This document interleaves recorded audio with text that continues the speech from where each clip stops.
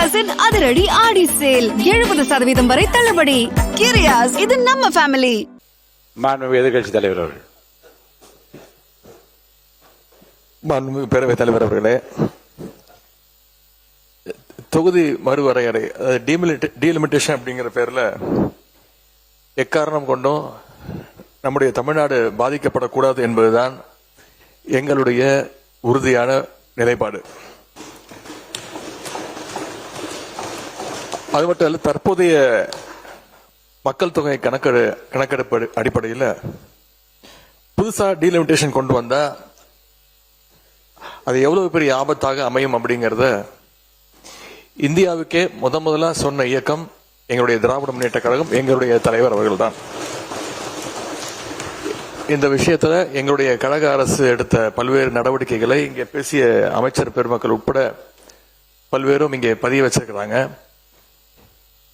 இருந்தாலும் நான் சில நடவடிக்கைகளை இங்கே பதிய வைக்க விரும்புகின்றேன்.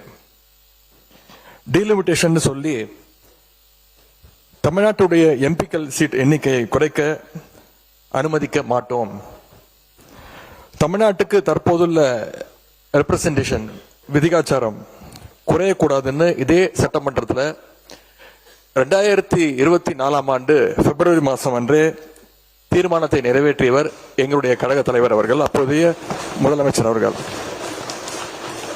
பிறகு சென்ற ஆண்டு பிப்ரவரி 2 இது தொடர்பாக ஒரு அமைச்சரவை கூட்டத்தையும் கூட்டி எங்களுடைய முதலமைச்சர், எங்களுடைய தலைவர் அவர்கள் அப்பொழுது நடத்தினார்கள்.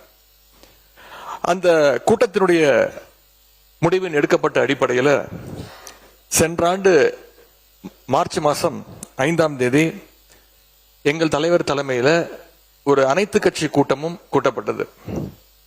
அந்த கூட்டத்தில் இங்க இருக்கக்கூடிய மாண்புமிகு நீர்வளத்துறை அமைச்சர் அவர்கள் அவங்களுடைய இயக்கத்தின் சார்பாக கலந்து கொண்டு அவருடைய கருத்துக்களை அங்கே பதிய வைச்சிருக்கிறார். அதன் பிறகு மார்ச் 7 டீலிமிட்டேஷன் எக்ஸசைஸ் அதனுடைய ஆபத்தை விலக்கி தென் மாநிலங்கள் உள்பட 7 மாநில முதலமைச்சர்களுக்கும் அந்தந்த மாநிலங்களைச் சேர்ந்த முக்கியமான அரசியல் கட்சி தலைவர்கள் அனைவருக்கும் எங்களுடைய தலைவர் அப்பொழுதைய தமிழ்நாடு முதலமைச்சர் அவர்கள் ஒரு விளக்கமாக ஒரு கடிதத்தையும் எழுதியிருந்தார்.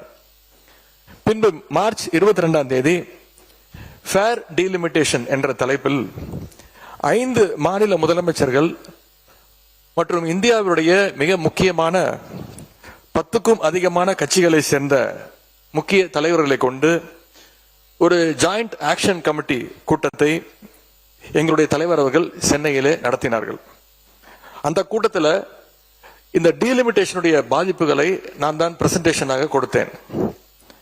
2026 மக்கள் தொகை அடிப்படையில் எம்பி தொகுதிகளை நிர்ணயித்தால் தென் மாநிலங்களுடைய எம்பிக்கள் தொகுதிகளுடைய எண்ணிக்கை குறைந்துவிடும். அதே நேரம் மக்கள் தொகையை கட்டுப்படுத்தாத வட மாநிலங்கள் அவங்களுடைய எம்பிக்கள் தொகுதிகள் அதிகரித்துவிடும். எனவே தொகுதி மறுவரை திட்டத்தை, இந்த டீலிமிட்டேஷன் ப்ராசஸை அடுத்த 25 ஆண்டுகளுக்கு நடத்தக்கூடாது, நிறுத்தி வைக்க வேண்டும். 1971 சென்சஸின் படியே மக்களவை தொகுதிகள் தொடர வேண்டும் அப்படின்னு அந்த பிரசன்டேஷன்ல நான் தான் விளக்கி கூறினேன். அதுவே அந்த ஜாயிண்ட் ஆக்ஷன் கமிட்டி கூட்டத்தில் முக்கிய முடிவாக எடுக்கப்பட்டது. இதை அடுத்து அந்த கூட்டத்தில் எடுக்கப்பட்ட முடிவை எங்களுடைய தலைவர் அவர்கள், அப்போதைய முதலமைச்சர் அவர்கள் மார்ச் 24 இதே சட்டமன்றத்தில் விளக்கி கூறினார்கள். இந்த ஆண்டு ஏப்ரல் 16 அந்த மசோதாவுடைய நகலை தமிழ்நாடு எங்கும் எரிச்சு எங்களுடைய எதிர்ப்பை நாங்கள் வெளிக்காட்டினோம். எங்கள் தலைவர் அவர்களே, அப்பொழுது முதலமைச்சர் அவர்கள், எங்களுடைய தலைவர் அவர்களே அந்த போராட்டத்தில் கலந்து கொண்டு அந்த டீலிமிட்டேஷன் மசோதாவை எரித்தார்கள். அந்த மசோதா தோற்கடிக்கப்பட்டதை இந்த தீர்மானத்தில் இந்த அரசு குறிப்பிட்டிருக்கு. அந்த மசோதாவுக்கு நாங்கள் திராவிட முன்னேற்ற கழகம் காட்டிய எதிர்ப்பு தான் அந்த மசோதா பாராளுமன்றத்தில் தோற்கடிக்கப்பட்டதற்கான காரணம்.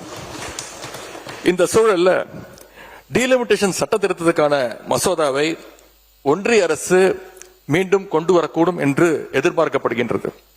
இதுல முக்கியமான விஷயம் என்ன அப்படின்னா, 1971 இருந்து 2026 வரை ஃப்ரீஸ் செய்யப்பட்டு இருக்கக்கூடிய அந்த டீலிமிட்டேஷன் எக்ஸசைஸை மேலும் 25 ஆண்டுகளுக்கு நீட்டிக்க வேண்டும்.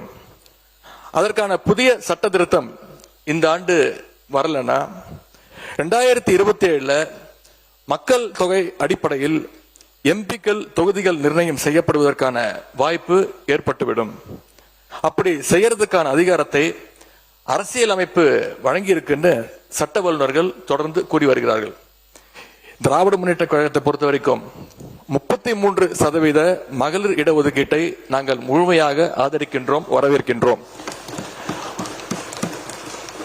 ஒருவேளை மகளிர் இடஒதுக்கீடு மசோதாவுக்காக டீலிமிட்டேஷன் எக்ஸசைஸ் செய்யப்பட்டா 1971 மக்கள் தொகை அடிப்படையிலேயே செய்ய வேண்டும். அதுல ஏதாவது மாற்றம் வந்தா நாடாளுமன்றத்தில் தமிழ்நாட்டு எம்பிக்களுடைய விதிகாச்சாரம், நம்மளுடைய ரெப்ரசன்டேஷன் இப்ப இருக்கக்கூடிய 7.18 சதவீதத்தை குறைக்க அனுமதிக்க கூடாதுன்னு மீண்டும் வலியுறுத்தி சொல்லி அரசு கொண்டு வந்திருக்கக்கூடிய இந்த தீர்மானத்தை நாங்கள் வரவேற்கின்றோம். கிரியாஸின் அதிரடி ஆடி சேல் 70% வரை தள்ளுபடி. கிரியாஸ், இது நம்ம ஃபேமிலி.